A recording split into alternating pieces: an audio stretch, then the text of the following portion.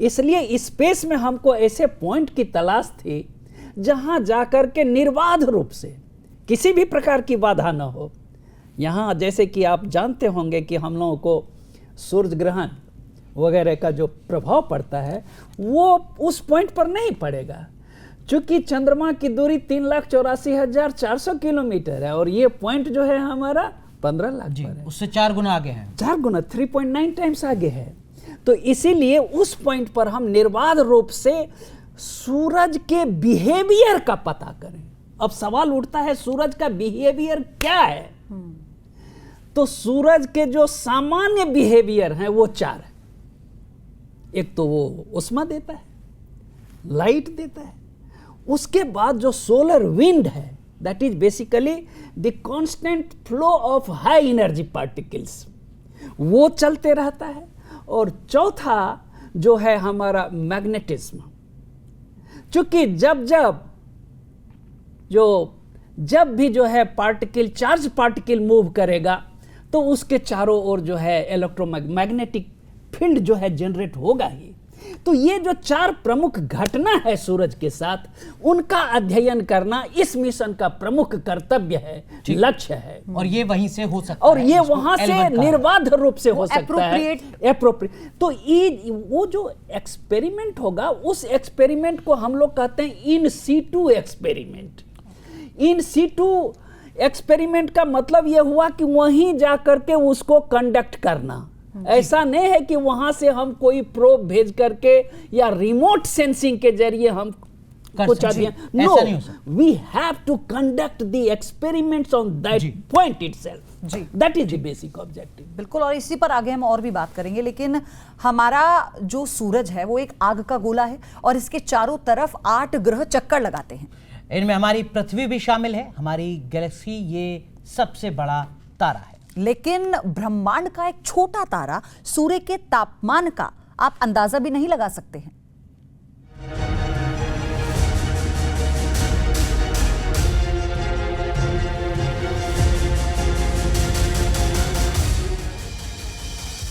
Universe यानी ब्रह्मांड, जिसकी कल्पना नामुमकिन है, जो इतना बड़ा है जितना हम सोच भी नहीं सकते।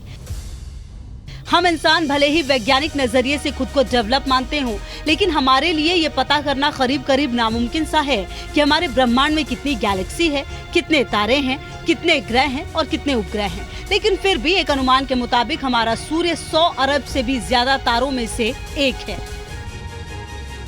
हमारा आदित्य L1 जिस सूरज की खाक छानने अंतरिक्ष की तरफ रवाना हो रहा है, वो महज एक छोटा सा तारा भर है, जिसके इस ब्रह्मांड में हिस्सा अरबवां हिस्सा है। लेकिन जब बात गैलेक्सी की होगी, तब हम कह सकते हैं हमारी गैलेक्सी का सूर्य सुपरस्टार है। एक ऐसा सुपरस्टार जो पृथ्वी का जीवन स्रोत है, सबसे बड़ा सितारा जो कि पृथ्वी और तमाम दूसरे ग्रहों से बहुत ही अलग है। ये इतना बड़ा है कि इसमें 110 धरती समा सकती है। सूर्य का व्यास 13,92,000 किलोमीटर है, जो पृथ्वी के व्यास का करीब 110 गुना है। इस तरह से सूर्य पृथ्वी से 13 लाख गुना बड़ा है। आपको ये जानकर हैरानी होगी कि सूर्य जितनी मात्रा में ऊर्जा पैदा करता है, उसका महज 2 अरबवां हिस्सा ही धरती तक पहुंच पाता है। सूर्य से पृथ्वी की औसत दूरी 14,96,00,000 किलोमीटर है, इसलिए सूर्य का प्रकाश धरती तक पहुंचने में 8 मिनट का वक्त लगता है। अगर सौर मंडल के द्रव्यमान की बात करें तो अकेले 99.8% द्रव्यमान सूरज का है, जबकि बचा हुआ द्रव्यमान बृहस्पति का सूर्य के केंद्र में कितना तापमान होता है, इसका अंदाजा तक नहीं लगा सकते। सूर्य अगर गायब हो जाए तो पृथ्वी अंधेरे में डूब जाएगी, पृथ्वी अपनी धुरी से भटक जाएगी और ब्रह्मांड में खो जाएगी। पृथ्वी का गुरुत्वाकर्षण बल खो जाएगा और वो ब्रह्मांड में तैरने लगेगी। सिर्फ पृथ्वी ही क्यों, सूर्य के चक्कर लगाने वाले सभी ग्रह एक दूसरे से चिपक जाएंगे, जिसमें जोरदार टक्कर हो सकती है। फोटोसिंथेसिस की प्रक्रिया रुक जाएगी, जिससे पेड़ पौधे फसलें सब कुछ हफ्तों में खत्म हो जाएंगे। जैसे जैसे भोजन खत्म हो जाएगा, जीव जंतु मरने लगेंगे। सबसे पहले जानवरों पर आफत आएगी, फिर इंसानों पर। हालांकि बहुत छोटे जंतु यानी माइक्रो ऑर्गेनिज्म कुछ साल तक जिंदा रहेंगे, लेकिन समय के साथ उनका भी नामो निशान मिट जाएगा। जबकि हम इंसानों को ऊर्जा मिलनी बंद हो जाएगी। सूर्य की ऊर्जा खत्म होते ही हमारे शरीर में धीरे धीरे बदलाव शुरू हो जाएंगे। पृथ्वी का तापमान -20 डिग्री तक नीचे चला जाएगा। बाद में तापमान गिरकर -100 डिग्री हो जाएगी, यानी पृथ्वी पर भयंकर ठंड शुरू हो जाएगी। इसके बाद धीरे धीरे पृथ्वी से जीवन खत्म होने लगेगा। हालांकि कुछ जीव ऐसे हैं जो सूर्य की ऊर्जा के बावजूद बावजूद जिंदा रह सकते हैं। हम इंसान भी कुछ हद तक खुद का अस्तित्व बनाए रखने के लिए कामयाब हो सकते हैं, लेकिन ऐसा कब तक चलेगा कुछ कहा नहीं जा सकता। जहाँ तक सूर्य के गायब होने का सवाल है, अरबों अरबों साल भी ऐसी कोई आशंका नहीं। तब तक हो सकता है कि हम इंसानों के पास एक अपना सूरज आ चुका है। तो आपने देखा किस तरह से इस पूरे ऑपरेशन को अंजाम दिया जाएगा। गौहर सर, सबसे बड़ी बात यह है, जिस बात का जिक्र अभी आप भी कर रहे थे, कि हमें ये समझना होगा कि जिन लोगों को इस बारे में नहीं पता है कि सूर्य तक पहुंचा जा सकता है, उनके लिए डिस्टेंस का उनको नहीं पता है कि कितना डिस्टेंस वहां पर होगा, किस तरह से इस पूरे ऑपरेशन को अंजाम दिया जाएगा। सर, इसका सक्सेस रेट कितना है? क्योंकि हमारा देश इस स्पेस की साइंस में देर में एंटर हुआ था, 60s में हमने पहला वो मिशन लिया था बड़ा, तो हमने औरों से बहुत सीखा और इस वजह से हमारे देश में जो सक्सेस रेट है वो बाकी सारे देशों के मुकाबले में कहीं ज़्यादा है, इंक्लूडिंग चाइना के मुकाबले में भी सक्सेस रेट हमारा लॉन्च का और सही जगह तक पहुंचने का रेट कहीं ज़्यादा रहा है। दूसरी बड़ी बात यह है कि हम बहुत कम पैसे में लॉन्च कर पा रहे हैं और देशों के मुकाबले में। लेकिन मैं दूसरी एक बात कहानी सुना देता हूँ आपको। मैं एक बार प्रोफेसर यशपाल के साथ बैठा हुआ था और हमारी बातचीत चल रही थी इंडियन साइंस के ऊपर, और उन्होंने कहा कि मुझे ख्याल आया कि देश के अंदर एस्ट्रोफिजिक्स का कोई एक सेंटर होना चाहिए, और उन्होंने हमारे देश के वरिष्ठ साइंटिस्ट को बुलाया और आयुका की बात शुरू हुई। ये बात है जो 87-88 में आयुका शुरू हुआ, इसरो शुरू हो चुका था। आज हमें ये मालूम है कि वहाँ इंस्ट्रूमेंट डेवलप हुआ है, और अगर उस टीम के मिशन डायरेक्टर को, जो लीड साइंटिस्ट हैं, अगर उनकी बात को सुना जाए तो उन्हें 10 साल लगे हैं वो इंस्ट्रूमेंट बनाने में। उसके लिए एक स्पेशल बिल्डिंग इसरो के कैंपस में बनानी पड़ी ताकि वो एनवायरनमेंट क्रिएट किया जा सके जहाँ बिल्कुल प्योर हों चीज़ें। बिल्कुल। तो मैं जो बात कह रहा हूं वो ये कि कंटिन्यूटी बहुत जरूरी है। रातों रात नहीं हो सकता, रातों रात नहीं हो सकता, बहुत सारे फेलियर होते हैं। उन्होंने कहा कि 50 नौजवानों को जो बहुत क्रिएटिव हों, सबसे मुश्किल काम उन्हें रिक्रूट करना था।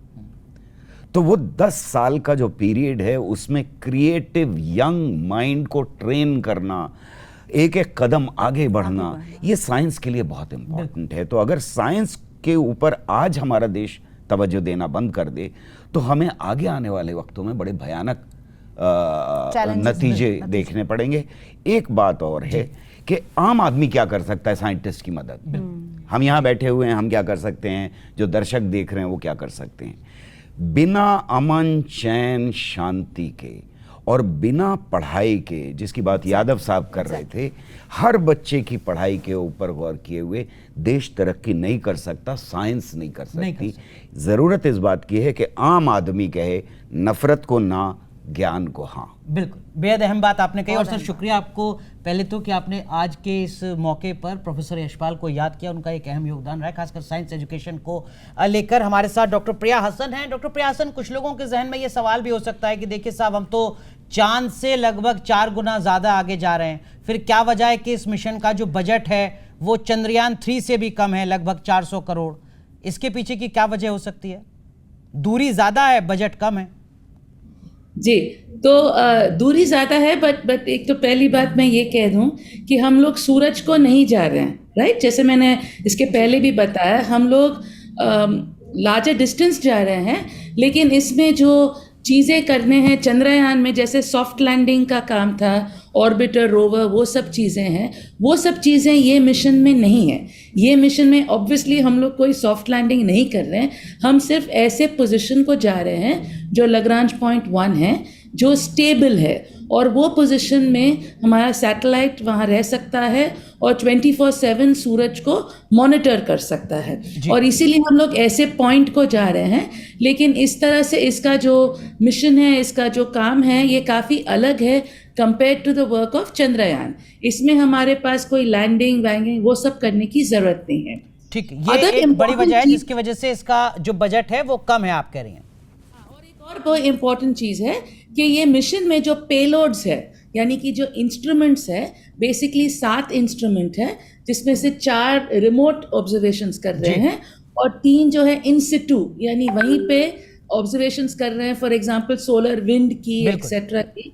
और ये 7 पेलोड्स इंडिया में ही बने हैं, ये कहीं बाहर नहीं बने हैं। एक अभी आयुका की बात हुई तो एक बना है आयुका में जो अल्ट्रावायलेट टेलीस्कोप है, एक बना है इंडियन इंस्टीट्यूट ऑफ एस्ट्रोफिजिक्स जो बैंगलोर में है, ये करोनाग्राफ है, एक बना है फिजिकल रिसर्च लैब्स में एस्पेक्ट्स जो अहमदाबाद में है, और बाकी के जो 4 एक्सपेरिमेंट्स तो ये भी उभरते भारत की शक्ति है जिसको आज पूरी दुनिया सलाम कर रही है।